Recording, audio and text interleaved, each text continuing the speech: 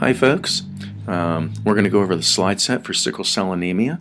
I know you already made questions for these, but several people indicated that they needed some extra explanation, so we'll do that right now. First of all, I want to thank Lee Z, PhD, and Stephen M. Carr for the raw material, and as usual, a lot of editing has gone on, which I'm responsible for, and any mistakes they are not responsible for.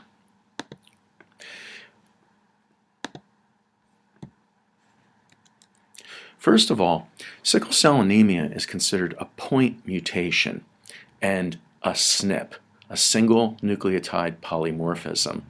And those two things are not necessarily the same. Remember, a point mutation is where one nitrogenous base has been changed from what was normal. On the other hand, a SNP, a single nucleotide polymorphism, that is where there's been a change of a single nucleotide or nitrogenous base, but it's also present in at least 1% of the population. Sickle cell anemia is a SNP. Now, sickle cell anemia, capital SCA from now on, is an autosomal recessive disease caused by a point mutation, a SNP, in the hemoglobin beta gene. That's big H, big B, found in region 15.5 in chromosome 11. Okay, what do you need to remember here? SCA, autosomal. Remember, autosomal chromosomes, those are chromosomes number 1 through 22. Recessive, that usually means big uppercase letters, small lowercase letters, simple dominance and recessive. That's not really what goes on here. Here, both the normal and the abnormal protein is produced in some cases and can have phenotypic effects. They call this a recessive disease, but it's more of a phenotype recessiveness than genotype. Okay, and you do want to remember that this is on chromosome number 11. Earlier in the week we studied a little bit about HBA, which is found on chromosome number 16. And we talked about what would be involved in having similar alleles randomly scattered on different chromosomes. And the idea there that maybe we had a little retrotransposition going on or a little uneven exchange of genetic material during meiosis, but probably retrotransposition. The hemoglobin protein is 146 amino acids long. That AA, it's amino acids, and has a molecular weight of about 15,000 DA. Daltons is what that's called. So on the next page, here we are, hemoglobin's found in red blood cells. So you want to highlight these things. I realize in your copy you might not have these things highlighted. Take the time to do that. So we have found in red blood cells, is responsible for carrying oxygen around the body. About 1/3 of the people in the last quiz actually got that wrong. Probably want to get that right for the next summative. It's made up of two different types of protein chains. There's alpha and beta. The hemoglobin beta gene codes for the beta chain found in hemoglobin, often called beta globin. The point mutation, the SNP, is in the beta globin, and that is what's responsible for sickling of the red blood cells. Remember, a point mutation is considered a SNP when the allelic occurrence is 1% or greater in the population. Okay, on this slide, we basically have two strands. One is the HBB sequence in the normal adult hemoglobin, and notice that the description, in other words, the phenotype, is that big H, little b, big A for the normal version. The HBB sequence in mutant adult hemoglobin, or HBS, that's the version that's carrying the mutant. Okay, and what goes on there, you can see the nucleotide sequence. We've got 1, 2, 3, 4, 5, 6, 7 codons in a row there. And sure enough, it's the fourth codon in this particular piece where there's been a change. The adenine has been switched to a thymine, an A for a T. And the resulting amino acid, originally it was a glutamic acid, and now it's a valine. This is a problem.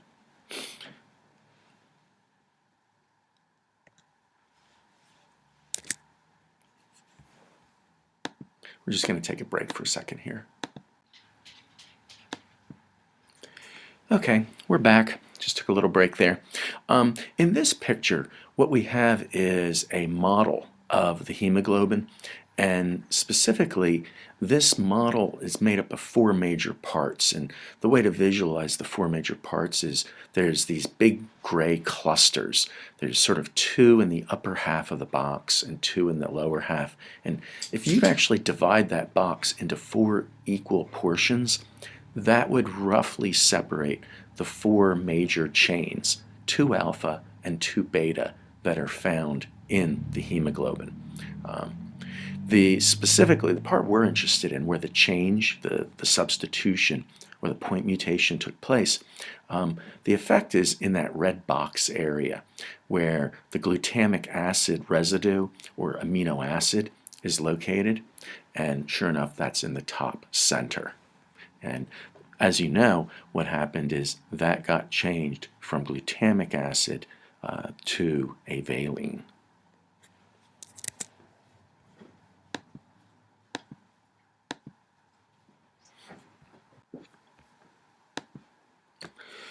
What this results in, we're on the next slide now, is abnormal protein structure. The substitution that happened creates a hydrophobic region on the outside of the protein structure. Now, remember, like likes like in this situation. So something that's hydrophobic, it does not like water. It's like oil. Well, oil is attracted to oil. And so hydrophobic areas on the surface of the hemoglobin are attached to and connect with hydrophobic regions on other hemoglobin molecules. The region sticks to adjacent hemoglobin molecules. When this process happened, this gluing together is called polymerization. And poly is many, mer unit of the mutant hemoglobin molecules, and it forms rigid fibers. Okay, what we have here, we have some new terms, and one of them is allelic variance. In other words, it's just a fancy way of saying different types of alleles. And so what do we have here? Allelic variance in DNA, they give rise to protein variants, and the special name for those protein variants are allozymes. They do differ slightly in electric charge. And so we have alleles, which are different versions of genes. We have allozymes, which are different versions of a similar protein. These allozymes are identifiable as HbA and HbS. Think of them as sort of like phenotypes. So HbA contains 2 alpha and 2 normal beta. HbS contains 2 alpha and 2 abnormal beta. Think of HbA and HbS as phenotypes. I realize I'm repeating it for you. Might be a test question. They're referred to as tetramers. And the tetramer idea, coming back to this earlier screen, if you divided that into 4 parts, there are 4 chains, 2 alpha and 2 beta. We're going to head now into one of the ways we look at or visualize proteins, and we use electrophoresis. So luckily we've already studied electrophoresis, so this will make sense. And specifically, in this case, we're not using the DNA to do the electrophoresis. We're using the protein product, the allozymes, in order to do the electrophoresis. Okay, in the case of sickle cell hemoglobin, what's going to happen is the negatively charged glutamic acid, basically that was in the normal version, has been substituted or replaced with valine, And so as a result, there's a slightly reduced negative charge. This negative charge, normally when it's high, when you put the material in the gel, like repels like, and so the electrons, the negative charge coming into the gel, pushes the normal version of this protein far out of the well and down to the bottom of the gel. However, by substituting valine in there, there's less negativity in the protein. So when you run the negative charge from the top of the gel, there's less push. It does not push the protein as far or fast.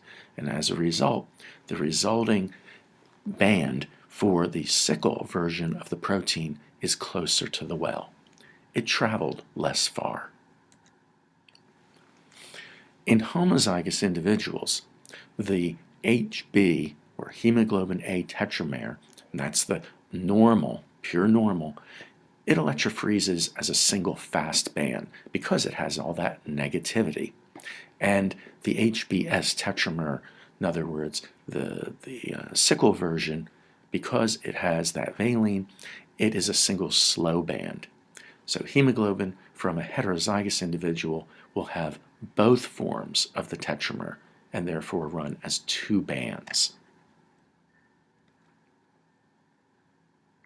Here I have a slide where what I'd like you to try and do is put in, for instance, 2 alphas and 2 betas, and if you want, kind of experiment with indicating in some situations if one is the mutant and one is normal.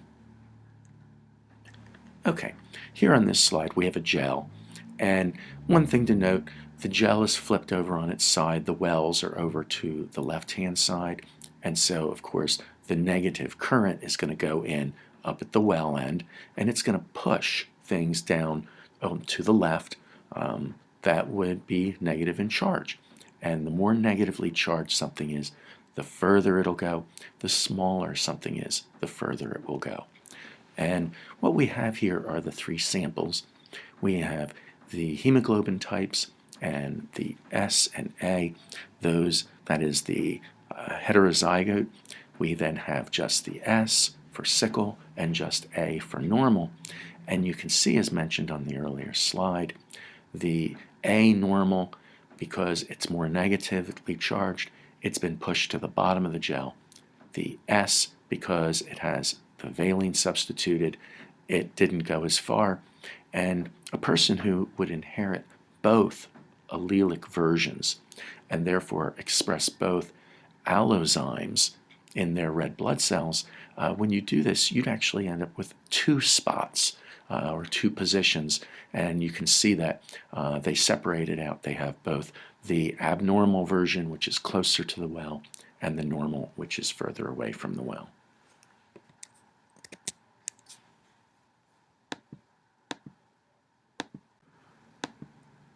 Okay, here on the next slide, you can see we're going to talk about the phenotypic expression. And specifically, this is the measured behavior.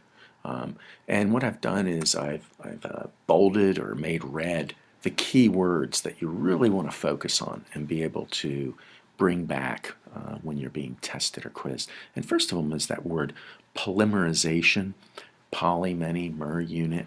And the idea is it happens after the red blood cells have released their oxygen. And so hemoglobin's a cool molecule. It changes shape as it picks up or gives off oxygen.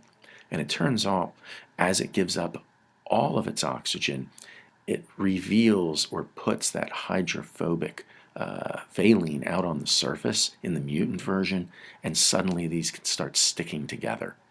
And so sure enough, that's a problem. And the reverse can actually happen, where as the red blood cells rebind with oxygen, they start to change shape. That's what hemoglobin does as it picks up and releases oxygen. And as it changes shape, the valine is moved from being on the surface, it's no longer available, and the long fibers of mutant hemoglobin depolymerize. In other words, they break back down into the individual hemoglobin molecules. Now, the cycling, going back and forth between these high oxygen and depolymerized and low oxygen polymerized, this over time does damage the red blood cell membranes and they become rigid. And that's bad. They need to be flexible so they can move through capillaries. On this next slide, continuing the phenotypic expression, the rigidity of the red blood cells and their distorted shape when not carrying oxygen can block small blood vessels. Some blood vessels are very narrow. They're only the width of a single red blood cell. And sometimes they're even more narrow, and red blood cells actually fold over in half or kind of scrunch into different shapes to wiggle through. This blocking of the small blood vessels can produce microvascular occlusions. Basically, it's a clot, it's a blockage. Other blood and fluid can't get through. This can kill the cells downstream from it. It causes necrosis. Necrosis is not apoptosis. Remember, apoptosis is programmed cell death. Everything gets broken down properly and then can be recycled. Necrosis, the cells basically explode. Okay, now here's a review slide, basically stating what we already know. SCA, it is an autosomal recessive genetic disorder.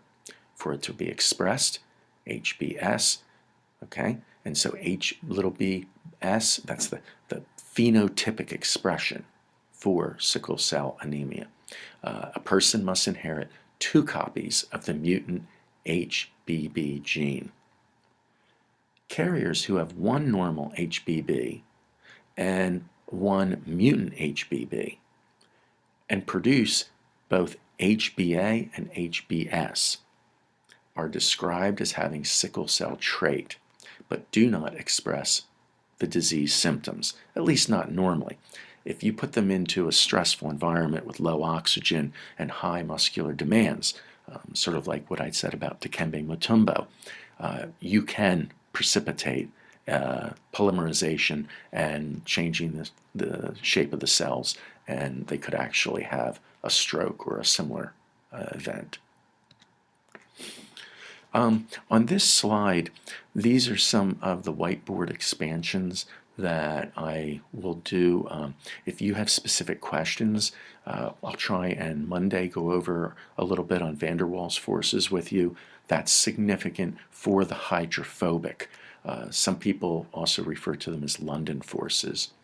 Remember from earlier this year, an erythrocyte is a type of red blood cell, as opposed to a leukocyte, which is a white blood cell.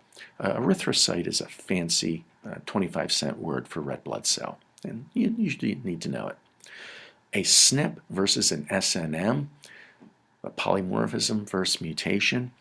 I think we covered that pretty much. Make sure that you're on top of that. The AA for amino acid. Here I put a big A, a little a. Sometimes people do that, sometimes 2 little a's. And DA, big D, little a for Dalton, for mass. That's unit of mass. Big H, little b, just a generic term for all hemoglobin. Doesn't tell you which alleles are involved. Remember, form leads to function. The shape of a protein leads to its behavior. And finally, autosomal chromosomes 1 through 22, as opposed to sex chromosomes, which are chromosome number 23. These next couple of slides, they're kind of laying things out because it's easy to get confused with what's the gene, what's the protein, how many copies do you have. So just bear with me, I'll talk through it. We'll get through this pretty quickly. HBA gene expresses 2 alpha chains. HBB expresses 2 beta chains, and so you have the tetramer, those 4 all together to make 1 hemoglobin molecule. The possible combinations, there's phenotype HBA, so that would have both HBA and HBB, both of those genes, and that's the normal. There's phenotype HBS, it includes HBA and abnormal HBB. So in other words, it has the genes for both normal and abnormal. To be HBA, the phenotype, you inherit two HBA, one from mom and one from dad, and two normal HBB. Remember, HBA and HBB are completely different genes, okay? And now they're alleles, they code for a similar thing, but they're slightly different. And you actually inherit a copy of each of these things from both parents. This is written HBA like you can see, and then afterwards I wrote what the actual gene combinations would be. In other words, from mom you might get HBA, HBB, and from dad HBA, HBB. The second, to be HBA, HBS for the sickle cell trait phenotype, you inherit two HBA, one from mom and one from dad, and two HBB, but here's the rub, one normal and one abnormal. We don't know whether the normal came from mom or dad. Written HBA and HBS. And then I have the gene combinations, HBA, HBB, and because this person is producing both of these, HBA and mutant HBB. Then we end up our third combination to be HBS, sickle cell disease phenotype. You inherit two HBA, one from mom and one from dad, and two abnormal HBB. In other words, you got a hit from both sides of the family here, one from mom and one from dad, affecting both copies of HBB. Written HBS, HBS, and the allele, the actual gene combinations would be HBA, HBB, HBA, HBB, with red indicating the mutant versions. So here's a little recap. HBA, HBB, and the mutant HBB are genes. HB superscript A and HB superscript S are alleles. HBA, HBS, HBA, HBS are phenotypes, okay?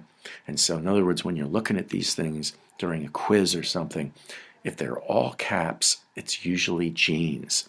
If you have lowercase, uppercase, and a superscript, look for the superscript. You're dealing with alleles. And then when you're dealing with upper and lowercase, but no superscript, it's generally the phenotypes. And so it's sort of a way to figure out, what am I looking at?